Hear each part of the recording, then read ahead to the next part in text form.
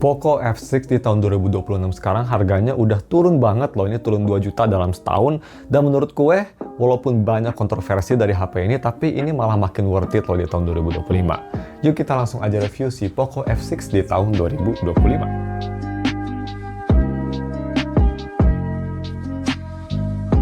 Halo guys, nama gue Stephen dari StepTech dan mari kita langsung review si Poco F6 atau nama zaman dulunya Poco Phone ya. Langsung aja kita review seperti biasa untuk harga dan speknya. Ini harganya menurut gue bikin gue ingin nge-review HP ini karena sekarang menggiurkan banget. Turun 2 juta jadi sekarang hanya di 3,1 juta aja bisa kita lihat. Varian 8GB RAM, 256GB. Internal storage kondisi ini pretty much like new dan gue dapetnya pastinya full set ya. Garansi resmi masih ada garansi sisa sekitar kayak 5 bulan lagi lah. So that's pretty good pembelian bulan Juli soalnya.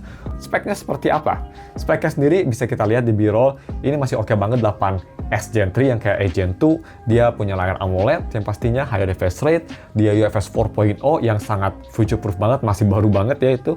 Terus punya baterai yang besar 5000 mAh baterai dan fast charging di 90 watt. Cuma sayangnya memang dia masih USB Type-C 2.0. Sangat disayangkan tapi it's okay. Bagaimana untuk desain dan display? Desain sendiri pertama kita bakal bahas desain yang gue benci banget dari HP ini. Desain belakang dia full plastik dan memang kerasa banget kayak HP murahan. Ya di tahun 2025 sekarang kerasa kayak HP 3 jutaan zaman sekarang lah, wajar. Tapi ya build-nya menurut gue ini kurang bagus, plastik banget, kelihatan murah dan even desain belakangnya pun ini kelihatan kayak murah ya. Gue tau kenapa, walaupun mungkin dia pakai titanium gini biar kelihatan kayak premium, tapi kerasa aja kayak kelihatan HP murah terus kayak jelek aja. Gue kurang suka desain belakangnya lah. Tapi untuk desain depannya ini gue suka. Bezelnya tipis banget, walaupun bezel bawah masih lebih tebal, tapi bezel kanan kiri atasnya tuh tipis, kelihatan kerasa kayak pakai HP flagship, dan juga layarnya ini bisa terang banget. Jadi kalau misal kalian mau nonton film gitu ya di HP ini, masih enak banget, warna lebih ke arah natural untuk si AMOLED-nya. View angle bagus, warnanya pop banget, enak dilihat di mata, clear, jernih, dan gak bikin sakit mata. Terus untuk visibilitas di bawah sinar matahari ini bisa lumayan terang juga, bisa kita lihat di kondisi cloudy siang hari masih bisa kelihatan ya, walaupun agak sedikit gelap lah. Sedangkan untuk haptic di Poco F6 bukan yang terbaik menurut gue, dia agak kurang powerful dan agak kurang premium ya. Kualitasnya tuh kayak di antara buzz-buzz sama pek-pek, if you know what I mean. Kayak di antara vibration murahan dan vibration yang high quality, tapi overall sih masih oke lah, masih cukup bagus di harga 3 jutaan zaman sekarang sih, masih acceptable. Tapi kalau misalnya dibandingin sama Galaxy A56, masih lebih enak di HP itulah, menurut gue. Dan untuk touch-nya juga nggak ada masalah ya, ini responsif, enak dipakai. Sedangkan untuk biometrik, dia pakai in-display fingerprint optical, dan seperti biasa HP Cina posisinya di bawah terus, nggak tahu kenapa, kurang naik dikit, tapi it's okay lah. Untuk kecepatan, bagus banget, kayak HP flagship, cepet, akurat, dan hampir instan pretty much. Mantap. Bagaimana untuk audio quality? Nah, audio quality di HP ini gue bisa bilang sih ini bagus ya. Pertama, audio quality via headphone jack, tapi nggak ada, jadi pakai 3.5mm to converter Type-C, kualitasnya bagus. Gue bisa bilang gue pakai Tangzu Juan Yu, lebih ke arah warm, walaupun separasi instrumennya agak kurang, tapi dia suaranya clear, bassy, dan fun, enak didengar. Full volumenya juga ini bisa cukup keras lah, gue bisa bilang. Walaupun ngedrive Tangzu Juan Yu yang lumayan berat, masih bisa lah gitu. Sedangkan untuk si speaker quality, ini speakernya dia dual speaker, support Dolby Atmos, dan gue rekomen dinyalain aja Dolby Atmosnya. Kualitasnya bagus juga ini, bagus banget malah untuk harganya. Dia bisa keras, walaupun volume kerasnya tuh baru muncul di sekitar 80%, agak aneh. Tapi kalau udah naik di atas 80% itu udah keras banget suaranya. Dan overall punya bass yang bagus, dia lebih ke arah warm, kayak speaker Apple gitu. Instrumennya oke, vokalnya juga cukup clear, soundstage bagus. Cuma yang kurang ini si layer vokal itu agak kurang tebal ya, jadi kayak tipis, kayak suara itu kurang detailed menurut gue. Ya untuk lebih detailnya ini di speaker testnya, check it out, kalian bisa dengerin sendiri. Terus bagaimana?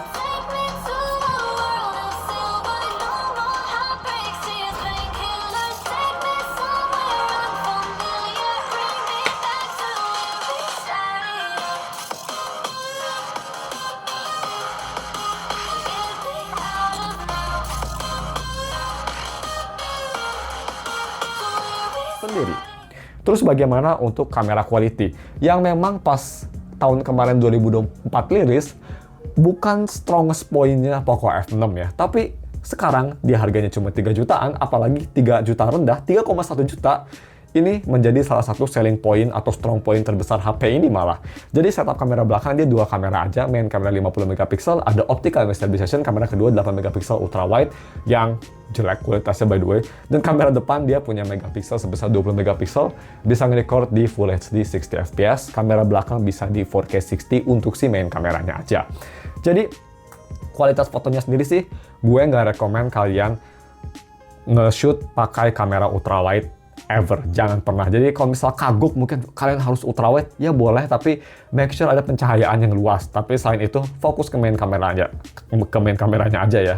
Tapi bagaimana untuk kualitas fotonya di main kamera dan ultrawide? Bisa kita lihat cukup bagus ya, terutama main kameranya ini masih oke banget, capture-nya cepet banget, processing-nya cepet, dan kualitasnya juga dia punya warna yang oke, warm, kontrasnya bagus, clear, bagus, ya masih oke lah di harga 3 jutaan ini, masih one of the best gitu. Cuma memang untuk selfie-nya walaupun 20 megapiksel, gue rasa warnanya kayak agak sedikit pudar ya, walaupun detailnya bagus tapi warnanya pudar. Tapi at least foto di belakang sinar matahari masih ketangkep lah. Sedangkan untuk night mode di main kamera, cukup oke juga, capture time-nya cepet banget berkat chipset dan optical image stabilization, gak shaky, kualitasnya juga bagus, natural, walaupun gue bisa bilang agak sedikit kurang jernih gambarnya, nggak tahu kenapa, tapi overall masih oke lah, masih bagus. Sedangkan untuk si video recording, nah ini menurut gue selling point terbesar di HP ini. Kalau misal kalian lagi nyari HP 3 jutaan ya, dan kalian ingin nge-record video sebagus mungkin, menurut gue nggak ada pilihan lain selain Poco F6. Untuk HP resmi ya, maksud gue itu. Karena Poco F6 ini di harga 3,1 juta, bisa nge-record sampai 4K 60 dan kualitasnya bagus lah. Mikrofonnya juga bagus. Jadi kalau misalnya mau dibandingin sama HP baru gitu yang bisa 4K 30 kayak Infinix Note 50S, ini jauh lebih baik 100%. Ya untuk lebih detailnya ini dia video tesnya gue record di 4K 60 dan 4K 30. Lihat sendiri tuh videonya. Check it out. Oke, ini dia video recording pakai resolusi 4K 60 fps di Poco F6. Kondisi mendung banget, Bandung, damn. Maksimum zoom bisa 6 kali ya. Kita lihat, dan overall stabilisasi bagus, dan HP 3 jutaan kayaknya ini paling bagus deh guys. Mikrofonnya oke, kualitasnya bagus, yang nggak over sharpen. Dan kalau misalnya kita ganti ke 4K 30 seperti ini, sama-sama bagusnya menurut gue, sama-sama nice. Kalau misalnya mau lebih irit 4K 30, gue sih kurang rekomen 1080p 60 ya, karena 4K selalu lebih bagus, gue lebih suka 4K. Kalau mau 60 juga ada 4K 60. Jadi ya, seperti ini kualitasnya, dan langsung aja kita moving on ke gaming performance yang bagus sih untuk harganya. Gimana? Bagus banget kan? The best menurut gue ini di harga 3,1 juta untuk video recording buat kalian yang lagi nyari HP buat vlogging atau content creating. Bisa lihat Poco F6, budget banget. Terus bagaimana untuk gaming performance-nya? Ya harusnya primadona dari si HP ini, tapi menurut gue ini kedua paling bagus setelah kamera sayangnya. Karena dia pakai chipset Snapdragon 8S Gen 3 yang performance-nya tuh mirip kayak Snapdragon 8 Gen 2 lah, 11-12 ya. Performance-nya gue bisa bilang ini cukup bagus, tapi memang dengan advertising HP ini sebagai HP gaming gitu, agak kurang bagus. Ya memang zaman dulu juga pas HP ini pertama rilis, banyak yang ngeluh Poco F6 tuh jelek buat gaming. Cepet panas, throttling-nya cepet banget, dan FPS itu kayak stock market, naik turun terus gitu. Gimana sekarang di 2025? Apakah masih ada fitur kayak gitu? Fitur jelek kayak gitu maksud gue?